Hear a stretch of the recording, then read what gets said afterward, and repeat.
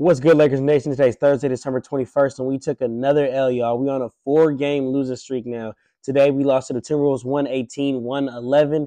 Let's get into this game, y'all. No LeBron James, no Gabe Vincent, which I do not understand why. This man is 27 years old. At least LeBron got an excuse. Gabe Vincent is 27 years old, done missed damn near more than half the season, just played one game, and now he just can't play on the back-to-back.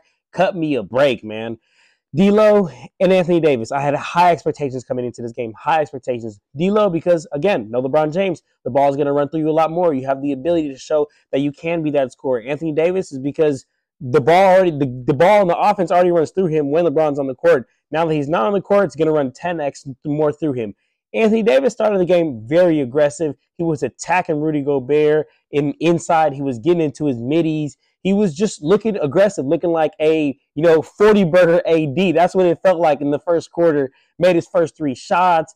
And the Lakers, honestly, were having a good first quarter. I was like, wow, are the Lakers not going to finally put themselves in the hole by the way they played in the first quarter?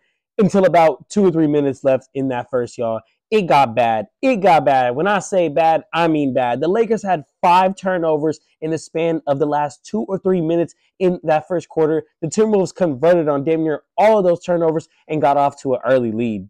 Second and third quarter was pretty even, man. Real back and forth game. As you can see, they tied both quarters. It was a very slow-paced game. But remember, the Lakers can't be evening up, can't be tying teams a quarter, can't be playing to their pace when they put themselves in the hole by having a terrible end of the first quarter.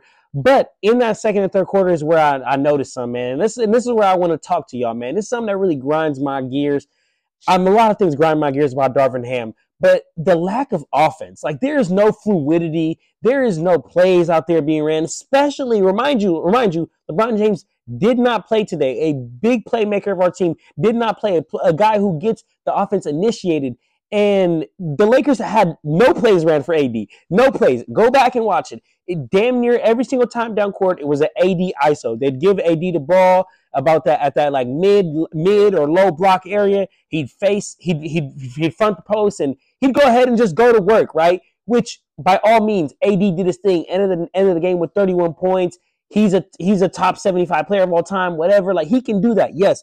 But you got to realize, like, there's no LeBron James out there tonight. We're going to have to go through Anthony Davis even more than we already rely on him. Why not, as a coach, draw up some plays, draw up some sets to get him some easy buckets, to get him going? But of course, Darvin Ham lacks the ability to do that. Go back and watch the game, y'all. You will see Anthony Davis had to work for damn near every single one of them buckets. If it was not a bucket at a free throw line, which is a free throw, AD was having to work, was having to go at Rudy, was having to go at Cat, was having to go at Naz Reid. And don't get me wrong, he will give all those guys work because Anthony Davis is a generational, amazing player. But doing that to your star player when LeBron James is not out there is taxing. It's taxing. We all know Anthony Davis already struggles with being able to stay on the court. Darvin Ham did absolutely nothing to combat that.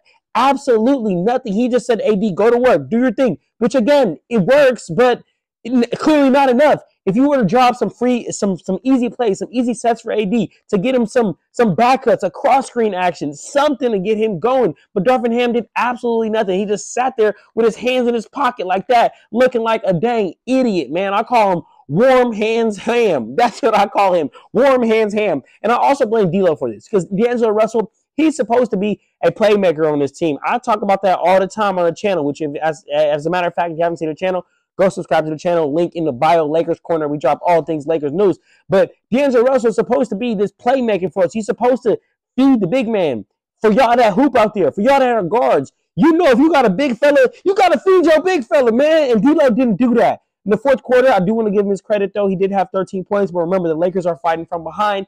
And remember that our coach is Darvin Ham. And he will make some bad choices like how he did in the fourth quarter, only letting Anthony Davis play 7 minutes when LeBron James is out.